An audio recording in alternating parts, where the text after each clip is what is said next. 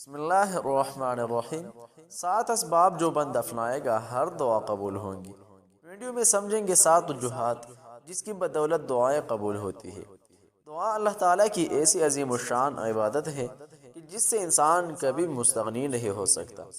مولانا میاں محمد جمیل رحمہ اللہ کے الفاظ میں اگر کہا جائے تو دعا عبادت کا خلاصہ انسانی حاجات اور جذبات کا مراقبہ، بندے اور اس کے رب کے درمیان لطیف مگر مضبوط اور اللہ تعالیٰ کے مزید انعامات کا حصول اور نقصانات سے بچنے کا ذریعہ ہے۔ اللہ تعالیٰ کا حکم ہے کہ اسی سے دعا مانگا جائے، چنانچہ ارشاد باری تعالیٰ ہے ادعوا ربکم تضرعا وخفیہ، سورہ اعراف۔ اپنے رب کو عاجزی اور خوف کے ساتھ پکارا کرو۔ مزید فرمایا وَإِذَا سَأَلَكَ عِبَادِي عَنِّي فَإِنِّي قَرِيبٌ أُجِيبُ دَعْوَةَ الدَّاعِ إِذَا دَعَانِ فَلْيَسْتَجِيبُوا لِي وَلْيُؤْمِنُوا بِي لَعَلَّهُمْ يَرْشُدُونَ، سورہ بقرہ۔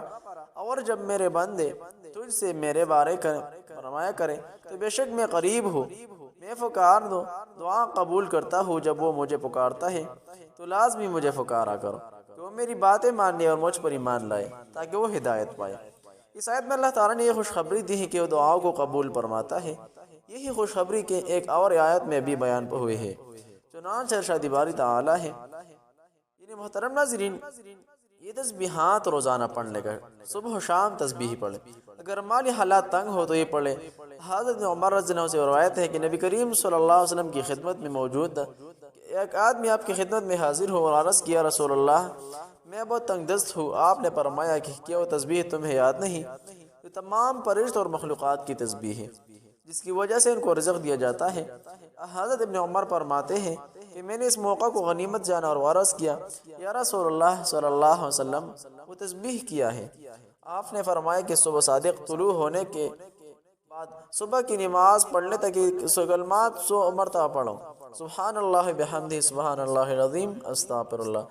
دنیا تیرے پاس ذلیل و خوار بن کر آئے گی اور ہر تسبیح سے ایک فرشتہ پیدا ہوگا جو قیامت تک یہ تسبیح پڑھتا رہے گا۔ بعض روایت میں اس کے آخر میں یہ بھی اضافہ ہے کہ وہ بندہ کچھ ہی مدت بعد آیا اور عرض کیا یا رسول اللہ میرے پاس اب اتنی دنیائی ہے۔ قرآن عظیم الشان میں دعا کی قبولیت کا راز بتایا گیا ہے۔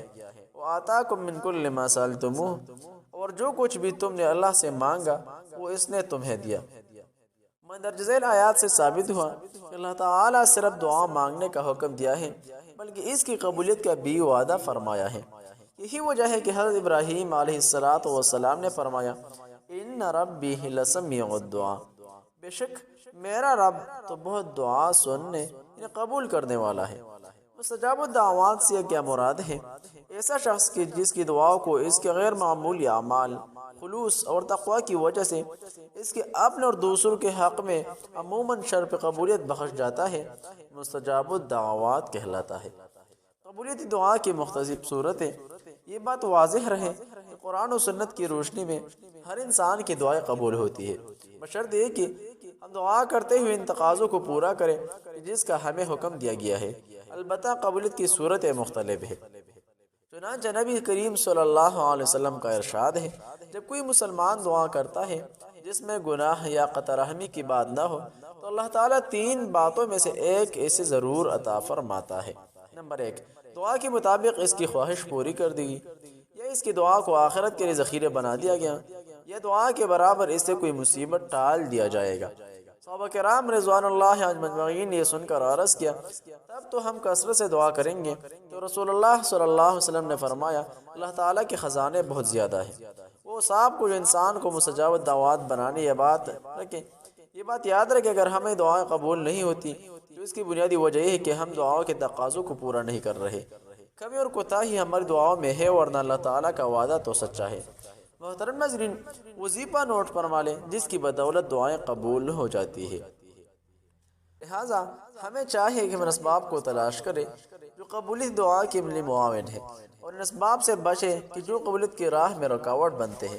لہٰذا اگر آپ چاہتے ہیں کہ آپ کی دعائیں عند اللہ مقبول ہو تو مندرجہ ذیل اسباب کو اختیار فرمائیے، آپ کی دعائیں قبول ہوگی انشاءاللہ۔ نمبر 1، یقین کے ساتھ دعا کیجیے۔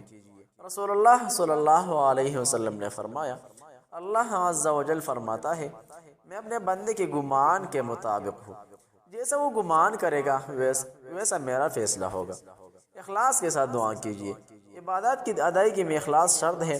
دعا بھی ایک عظیم عبادت ہے، لہٰذا مکمل اخلاص کے ساتھ صرف اللہ تعالیٰ ہی سے مانگی جائے۔ رزق حلال کا اہتمام کریں۔ رزق حلال قبولیت دعا میں رکاوٹ کا اہم سبب ہے۔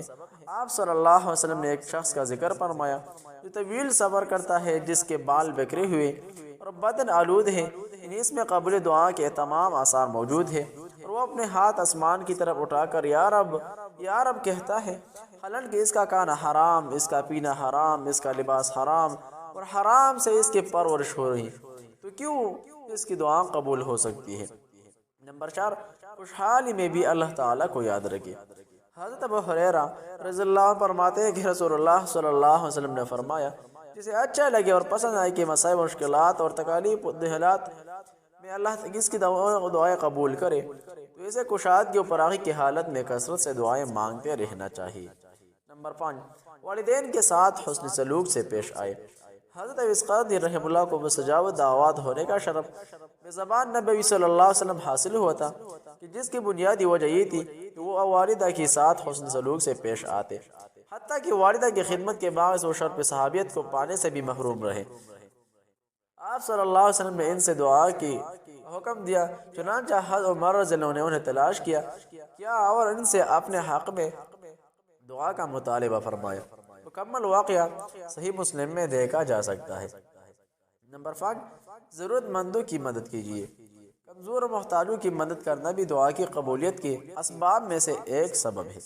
نبی صلی اللہ علیہ وسلم کا فرمان ہے، جو شخص اپنے بھائی کی ضرورت کو پورا کرنے میں لگا رہتا ہے، اللہ تعالیٰ اس کی حاجت کو پورا کرتا رہتا ہے۔